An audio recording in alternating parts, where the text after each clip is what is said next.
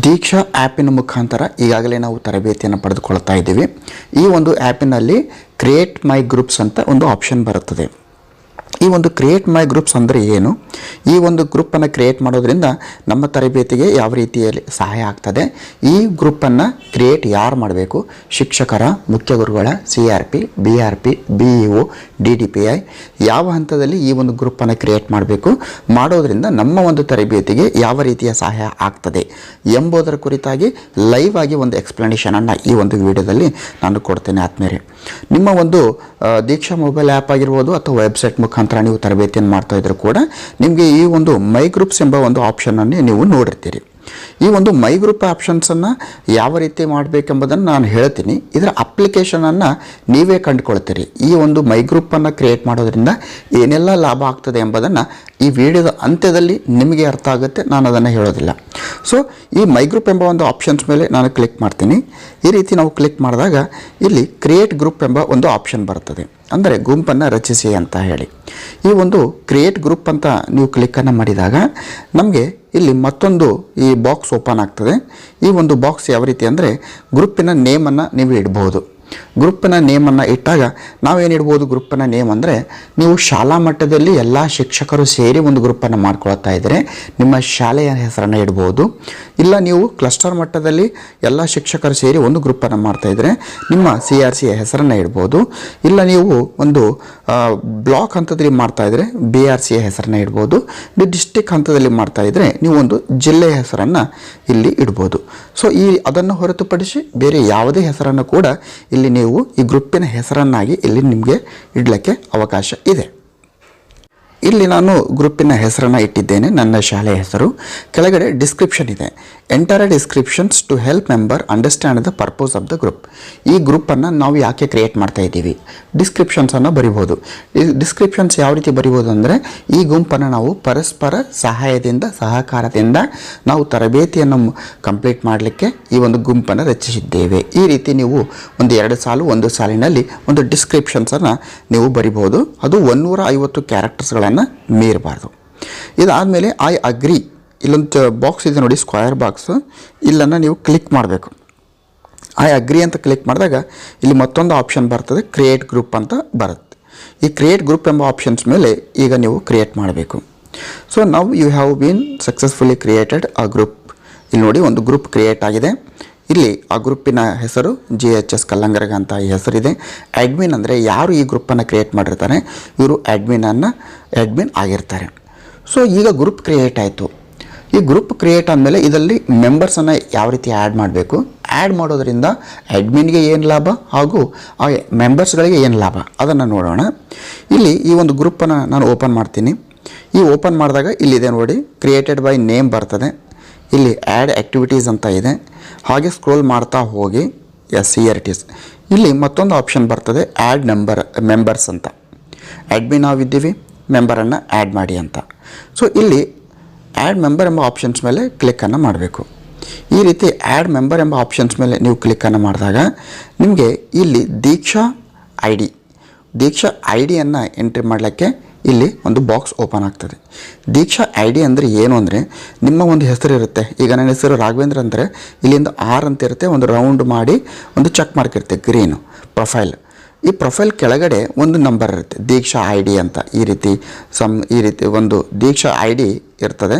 ಈ ಒಂದು ದೀಕ್ಷಾ IDಯನ್ನು ಬರ್ಕೊಳ್ಬೇಕು. ಯಾರ್ದು ಅಂದರೆ ಯಾವ ಶಿಕ್ಷಕರನ್ನು ನಿಮ್ಮ ಒಂದು ಗುಂಪಿನಲ್ಲಿ ಆ್ಯಡ್ ಮಾಡಬೇಕಾಗಿದೆ ಆ ಶಿಕ್ಷಕರ ದೀಕ್ಷಾ IDಯನ್ನು ಈ ಬಾಕ್ಸ್ನಲ್ಲಿ ನೀವು ಎಂಟರ್ ಮಾಡಬೇಕು. ಸೊ ನಾನು ನಮ್ಮ ಗೆಳೆಯರ ಒಂದು ದೀಕ್ಷಾ IDಯನ್ನು ಇಲ್ಲಿ ನಾನು ಎಂಟರ್ ಮಾಡ್ತೀನಿ. ಎಂಟರ್ ಮಾಡಿದಾಗ ಏನಾಗ್ತದೆ ನೋಡುವ. ಇಲ್ಲಿ ದೀಕ್ಷಾ IDಯನ್ನು ಎಂಟ್ರಿ ಮಾಡಿ ಕೆಳಗಡೆ ಇರುವಂಥ ವೆರಿಫೈ ಎಂಬ ಆಪ್ಷನ್ಸನ್ನು ನಾವು ಕ್ಲಿಕ್ ಮಾಡಬೇಕು. ಈ ರೀತಿ ಕ್ಲಿಕ್ ಮಾಡಿದಾಗ ಸದರಿ ಶಿಕ್ಷಕರ ಒಂದು ಪ್ರೊಫೈಲ್ ಓಪನ್ ಆಗ್ತದೆ. ಇಲ್ಲಿ ಕೆಳಗಡೆ ಮತ್ತೊಂದು ಬಟನ್ ಇದೆ, ಇಲ್ಲಿ ಆ್ಯಡ್ ಟು ಗ್ರೂಪ್ ಅಂತ. ಇಲ್ಲಿ ಆ್ಯಡ್ ಟು ಗ್ರೂಪ್ ಎಂಬ ಆಪ್ಷನ್ಸ್ ಮೇಲೆ ಕ್ಲಿಕ್ ಮಾಡಬೇಕು. ಈ ರೀತಿ ಕ್ಲಿಕ್ ಮಾಡಿದಾಗ ನಮಗೆ ಇಲ್ಲಿ ಆ್ಯಡ್ ಟು ಗ್ರೂಪ್ ಎಂಬುದರಲ್ಲಿ 2 ಮೆಂಬರ್ಸ್, ಒಬ್ಬರು ಅಡ್ಮಿನ್ ಇದ್ದೀವಿ, ಮತ್ತೊಬ್ಬ ಮೆಂಬರನ್ನು ನಾವು ಆ್ಯಡನ್ನು ಮಾಡಿದ್ವಿ. ಈ ರೀತಿ ನಮ್ಮ ಗ್ರೂಪನ್ನು ನಾವು ಇಲ್ಲಿ ಕ್ರಿಯೇಟನ್ನು ಮಾಡಬೇಕು. ಈ ರೀತಿ ಕ್ರಿಯೇಟ್ ಮಾಡಿದ ಮೇಲೆ ನಮಗೆ ಏನು ಲಾಭ ಆಗ್ತದೆ, ಯಾವ ರೀತಿಯ ಒಂದು ಹೆಲ್ಪ್ ಇಲ್ಲಿ ಆಗ್ತದೆ ಅಂತ ನೋಡ್ತಾ ಹೋಗೋಣ. ಈಗ ಮತ್ತೆ ನಾವು ನಮ್ಮ ಪ್ರೊಫೈಲಲ್ಲಿರುವಂಥ ಮೈ ಗ್ರೂಪ್ಸ್ ಮೇಲೆ ಕ್ಲಿಕ್ ಮಾಡಿ ನಾವು ಕ್ರಿಯೇಟ್ ಮಾಡಿರುವಂಥ ಗುಂಪುಗಳಲ್ಲಿ ಓಪನ್ ಆಗ್ತದೆ. ಈಗ ನಾನು ಒಂದು ಈಗ ತಾನೇ ನಾನು ಕ್ರಿಯೇಟ್ ಮಾಡಿರುವಂಥ ಗ್ರೂಪನ್ನು ನಾನು ಆ್ಯಡ್ ಮಾಡಿದ್ದೀನಿ, ಓಪನ್ ಮಾಡಿದ್ದೀನಿ. ಮಾಡಿದ ಮೇಲೆ ಮೆಂಬರ್ಸ್ ಲಿಸ್ಟ್ ಇದೆ. ಈ ಮೆಂಬರ್ಸ್ ಲಿಸ್ಟ್ ಮೇಲೆ ನಾನು ಒಬ್ಬ ಮೆಂಬರ್ ಮೇಲೆ ಕ್ಲಿಕ್ಕನ್ನು ಮಾಡ್ತೀನಿ. ಕ್ಲಿಕ್ ಮಾಡಿದಾಗ ನಮಗೆ ಇಲ್ಲಿ 2 ಆಪ್ಷನ್ ಮಾಡ್ಬೋದು ಅವರಿಗೆ. ಆ ಮೆಂಬರಿಗೆ ನಾವು ಗ್ರೂಪ್ ಅಡ್ಮಿನ್ನು ಮಾಡ್ಬೋದು, ಅವರನ್ನು ರಿಮೂವ್ ಮಾಡುವಂಥ ಅವಕಾಶ ಕೂಡ ಇಲ್ಲಿ ಇದೆ ನೋಡಿ. ಇದು ಒಂದು. ಓಕೆ, ಇದಾದಮೇಲೆ ಈಗ ನಾವು ಆ್ಯಡ್ ಆ್ಯಕ್ಟಿವಿಟಿ ಎಂಬ ಒಂದು ಆಪ್ಷನ್ ಬರುತ್ತೆ ಇಲ್ಲಿ. ಈ ಆ್ಯಡ್ ಆ್ಯಕ್ಟಿವಿಟಿ ಎಂಬ ಆಪ್ಷನ್ಸ್ ಮೇಲೆ ನಾವು ಕ್ಲಿಕ್ಕನ್ನು ಮಾಡಬೇಕು. ಈ ರೀತಿ ಕ್ಲಿಕ್ ಮಾಡಿದಾಗ ನಮಗೆ ಕೋರ್ಸಸ್ಗಳನ್ನು ಆ್ಯಡ್ ಮಾಡಲಿಕ್ಕೆ ಅವಕಾಶ ಇದೆ. ಸೊ ಒಂದು ಕೋರ್ಸ್ ಅಂತ ನಾವು ಕ್ಲಿಕ್ ಮಾಡಿದಾಗ ನಮಗೆ ಎಲ್ಲ ಕೋರ್ಸಸ್ಗಳು ಇಲ್ಲಿ ಓಪನ್ ಆಗ್ತದೆ. ಇಲ್ಲಿ ನಾನು ಸರ್ಚ್ನಲ್ಲಿ ನಮ್ಮ ಒಂದು ಕರ್ನಾಟಕಕ್ಕೆ ಸಂಬಂಧಿಸಿದಂಥ ಕೋರ್ಸಿನ ಒಂದು ವರ್ಡ್ ಆಗಿರ್ಬೋದು, ಕಂಪ್ಲೀಟ್ ಕೋರ್ಸ್ ಹೆಸರನ್ನು ಮಾಡಿ ನೀವು ಸರ್ಚ್ ಮಾಡಿದಾಗ ಅದಕ್ಕೆ ರಿಲೇಟೆಡ್ ಆಗಿರುವಂಥ ಕೋರ್ಸ್ಗಳು ಓಪನ್ ಆಗ್ತದೆ. ನಾನು ಅದನ್ನು ಕ್ಲಿಕ್ ಮಾಡ್ತೀನಿ. ಕ್ಲಿಕ್ ಮಾಡಿ ನಾನು ಆ್ಯಡ್ ಮಾಡಿದ್ದೀನಿ. ಅಂದರೆ ಈ ಒಂದು ಗುಂಪಿನಲ್ಲಿ ಒಂದು ಕೋರ್ಸನ್ನು ಕೂಡ ನಾನು ಆ್ಯಡ್ ಮಾಡಿದೆ. ಈಗ ನಾನು ಮತ್ತೊಂದು ಬಾರಿ ನನ್ನ ಒಂದು ಗ್ರೂಪನ್ನು ಓಪನ್ ಮಾಡ್ತೀನಿ. ಇಲ್ಲಿ ಹಿಯರ್ ಇಟ್ ಈಸ್. ಗ್ರೂಪನ್ನು ಓಪನ್ ಮಾಡಿದೆ. ಇಲ್ಲಿ ನನ್ನ ಶಾಲೆ ಹೆಸರಿಂದ ಓಪನ್ ಮಾಡಿರುವಂಥ ಗ್ರೂಪು. ಇಲ್ಲಿ ಮೆಂಬರ್ಸ್ ಇದ್ದಾರೆ, ಜೊತೆಯಲ್ಲಿ ಒಂದು ಕೋರ್ಸನ್ನು ನಾನು ಆ್ಯಡ್ ಮಾಡಿದ್ದೀನಿ. ಇಷ್ಟು. ಈ ಒಂದು ಕೋರ್ಸನ್ನು ಆ್ಯಡ್ ಮಾಡಿದ ಮೇಲೆ ಈ ಒಂದು ಕೋರ್ಸನ್ನು ಆ್ಯಡು ಮಾಡ್ಬೋದು. ಇಲ್ಲಿ 3 ಡಾಟ್ಸ್ ಮೇಲೆ ಇಟ್ಕೊಂಡು ಆ ಒಂದು ಕೋರ್ಸನ್ನು ನಾವು ರಿಮೂವ್ ಕೂಡ ಮಾಡ್ಬೋದು. ಸೊ ಆದಮೇಲೆ ಇಲ್ಲಿ ನಾನು ಆ್ಯಕ್ಟಿವಿಟಿಯನ್ನು ಯಾವ ರೀತಿ ಆ್ಯಡ್ ಮಾಡಬೇಕಂತ ಹೇಳ್ತಾ ಹೋದೇನೆ. ಈಗ ನಾನು 2 ನಿಮಗೆ ಎಕ್ಸಾಂಪಲಿಗೆ ತೋರ್ಸೋಕ್ಕೆ KA1 ಕರ್ನಾಟಕದ ಒಂದು ಕೋರ್ಸ್ 1ಅನ್ನು ಆ್ಯಡ್ ಮಾಡಿದ್ದೀನಿ. ನಾನು ಮತ್ತೊಂದು ಕೋರ್ಸನ್ನು ನಾನು ಆ್ಯಡ್ ಮಾಡಿದ್ದೀನಿ. 2 ಈ ರೀತಿ ಕೋರ್ಸನ್ನು ಆ್ಯಡ್ ಮಾಡಿದ್ವಿ. ಆಮೇಲೆ ಗ್ರೂಪ್ ಮೆಂಬರ್ಸನ್ನು ನಾವು ಆ್ಯಡ್ ಮಾಡಿದ್ವಿ.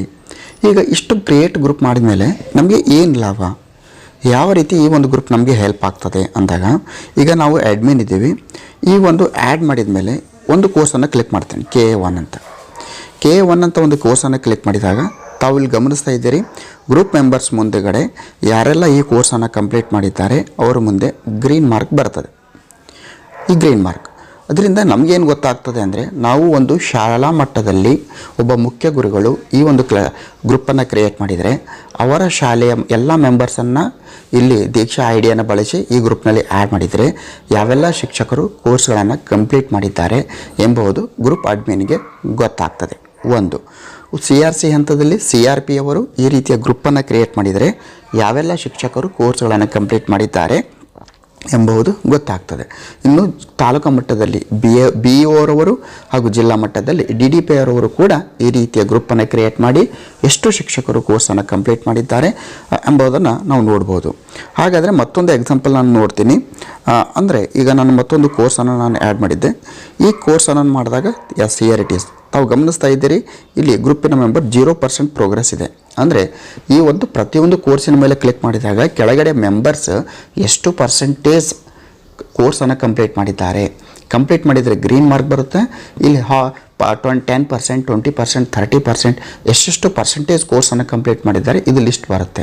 ಇದರಿಂದ ಈ ರೀತಿ ಗ್ರೂಪನ್ನು ನಾವು ಯಾಕೆ ಕ್ರಿಯೇಟ್ ಮಾಡಬೇಕು ಅಂದರೆ, ಶಾಲಾ ಮಟ್ಟದಲ್ಲಿ, ಕ್ಲಸ್ಟರ್ ಮಟ್ಟದಲ್ಲಿ, ಬ್ಲಾಕ್ ಮಟ್ಟದಲ್ಲಿ, ಜಿಲ್ಲಾ ಮಟ್ಟದಲ್ಲಿ ಹಾಗೂ ಈವನ್ ರಾಜ್ಯ ಮಟ್ಟದಲ್ಲಿ ಕೂಡ ಈ ರೀತಿಯ ಗ್ರೂಪನ್ನು ಕ್ರಿಯೇಟ್ ಮಾಡಿಕೊಂಡು ಇಡೀ ಟ್ರೈನಿಂಗ್ ನಡೆಯುವಂತಹ ಒಂದು ಪ್ರೋಗ್ರೆಸ್ಸನ್ನು ನಾವು ತಿಳ್ಕೋಬಹುದು. ಮತ್ತು ಪರಸ್ಪರ ಮೆಂಬರ್ಸ್ ಕೂಡ ಇತರರ ಒಂದು ಪ್ರೋಗ್ರೆಸ್ಸನ್ನು ನೋಡಿ ನಾವೇನಾದರೂ ಒಂದು ತರಬೇತಿಯಲ್ಲಿ ಹಿಂದೆ ಬಿದ್ದಿದ್ದರೆ ಆ ಒಂದು ಶಿಕ್ಷಕರೊಂದಿಗೆ ಸಮಾಲೋಚನೆ ಮಾಡಿ ನಾವು ಅವರೊಟ್ಟಿಗೆ ನಾವು ಮುಂದೆ ಹೋಗುವಂತಹ ಒಂದು ಅವಕಾಶ ಇಲ್ಲಿ ಗ್ರೂಪ್ ಸಿಗ್ತದೆ. ಯಾವೆಲ್ಲ ಶಿಕ್ಷಕರು ಒಂದು ತರಬೇತಿಯಲ್ಲಿ ಹಿಂದೆ ಬಿದ್ದರೆ ಉಳಿದೆಲ್ಲ ಶಿಕ್ಷಕರು ಆ ಒಬ್ಬ ಶಿಕ್ಷಕರಿಗೆ ಹೆಲ್ಪನ್ನು ಮಾಡಿ ಯಾಕೆ ನಿಮ್ಮ ಒಂದು ತರಬೇತಿ ಭಾಳಷ್ಟು ಹಿಂದಿದೆ ಅಂತ ಕಮ್ಯುನಿಕೇಟನ್ನು ಮಾಡಿ ಮುಂದುವರಿಯುವಂಥ ಅವಕಾಶ ಇದೆ. ಸೊ ಈ ರೀತಿ ನಾನು 2 ಕೋರ್ಸನ್ನು ಹಾಕಿದ್ದೀನಿ. ನಿಮಗೆ ಈ ಡೇಟ್ ಶೆಡ್ಯೂಲನ್ನು ಕೊಟ್ಟಿದ್ದಾರೆ. ಈ ಡೇಟ್ ಶೆಡ್ಯೂಲ್ ಪ್ರಕಾರ ನಾವೇನು ಮಾಡಬೇಕು ಅಂದರೆ ಆ್ಯಕ್ಟಿವಿಟೀಸ್ಗಳನ್ನು ಆ್ಯಡ್ ಮಾಡಬೇಕು. ಈಗ ಇಲ್ಲಿ ನವಂಬರ್ 3ರಿಂದ ನವಂಬರ್ 15ರವರೆಗೆ ಏನು ಡೇಟ್ ಇತ್ತು 3 ಕೋರ್ಸ್ಗಳನ್ನು ಕೊಟ್ಟಿದ್ದರು. ಸೊ ಆ್ಯಡ್ ಆ್ಯಕ್ಟಿವಿಟಿಯಲ್ಲಿ ನಾವೇನು ಮಾಡಬೇಕು, 3 ಕೋರ್ಸ್ಗಳನ್ನು ಆ್ಯಡ್ ಮಾಡಬೇಕು. ಆ್ಯಡ್ ಮಾಡಿ ನಾವು ನಮ್ಮ ಪ್ರೋಗ್ರೆಸ್ಗಳನ್ನು ನಾವು ಒಬ್ಬರಿಗೊಬ್ಬರು ನೋಡ್ಕೊತಾ ಹೋಗ್ಬೋದು. ಇಲ್ಲಿ ಗ್ರೂಪ್ ಅಡ್ಮಿನ್ ಮುಖ್ಯ ಗುರುಗಳು CRC, BRP, BO ಈ ರೀತಿ ಇರ್ಬೋದು. ಅದರ್ವೈಸ್ ಅಲ್ಲಿ ಗ್ರೂಪ್ ಅಡ್ಮಿನ್ ಮಾಡೋಕ್ಕೂ ಅವಕಾಶ ಇದೆ. ನಾನು ನಿಮಗೆ ತೋರಿಸಿದ್ದೀನಿ ಯಾವ ರೀತಿ ಗ್ರೂಪ್ ಅಡ್ಮಿನ್ ಮಾಡಬೇಕಂತ. ಈ ಮೆಂಬರ್ ಮುಂದೆ ಇರುವಂತಹ ಒಂದು 3 ಡಾಟ್ಸನ್ನು ಕ್ಲಿಕ್ ಮಾಡಿದರೆ ಇಲ್ಲಿ ಮೇಕ್ ಅಡ್ಮಿನ್ ಕೂಡ ನೀವು ಮಾಡ್ಬೋದು. ಸೊ ಆದಮೇಲೆ ಈ ಒಂದು ನಿಷ್ಠಾ ಆನ್ಲೈನ್ ತರಬೇತಿಗೆ ಸಂಬಂಧಿಸಿದಂತೆ ಒಂದು ಕ್ರಿಯೇಟ್ ಗ್ರೂಪ್ ಆಪ್ಷನ್ಸನ್ನು ನಾನು ನಿಮ್ಮೊಂದಿಗೆ ಪರಿಚಯ ಮಾಡಿದ್ದೀನಿ. ಇದನ್ನು ನೀವು ನಿಮ್ಮ ಫ್ರೆಂಡ್ಸ್ ಗ್ರೂಪನ್ನು ಕೂಡ ಮಾಡ್ಬೋದು. ನಿಮ್ಮ ಬೇರೆ ಬೇರೆ ಶಾಲೆಯ ಶಿಕ್ಷಕರು ಇರ್ತೀರಿ, ಬೇರೆ ಬೇರೆ ಜಿಲ್ಲೆಯ ಶಿಕ್ಷಕರು ಇದ್ದರೂ ಕೂಡ ನೀವು ನಿಮ್ಮದೇ ಆದ ಒಂದು ಗ್ರೂಪನ್ನು ಕ್ರಿಯೇಟ್ ಮಾಡಿಕೊಂಡು ಇಲ್ಲಿ ತಮ್ಮ ತರಬೇತಿಯನ್ನು ನೀವು ಮುಂದುವರಿಸ್ತಾ ಒಬ್ಬರಿಗೊಬ್ಬರನ್ನು ನೋಡಿಕೊಂಡು ಇಲ್ಲಿ ನಮ್ಮ ಒಂದು ತರಬೇತಿಯನ್ನು ಮುಂದುವರಿಸಲಿಕ್ಕೆ ಆಗ್ತದೆ. ಗುಂಪಿನಲ್ಲಿ ನಾವು ಈ ತರಬೇತಿಯನ್ನು ಪಡೆದುಕೊಂಡು ನಮ್ಮ ಒಂದು ಕಲಿಕಾ ಕೋಣೆಯಲ್ಲಿ ಬೋಧನೆಗೆ ಪೂರಕವಾಗಿ ಈ ಒಂದು ಕಂಟೆಂಟ್ಗಳನ್ನು ಉಪಯೋಗಿಸಲು ಆಗ್ತದೆ. ಈ ಒಂದು ವಿಡಿಯೋ ನಿಮಗೆ ಭಾಳಷ್ಟು ಉಪಯೋಗ ಆಗಿರಬಹುದು.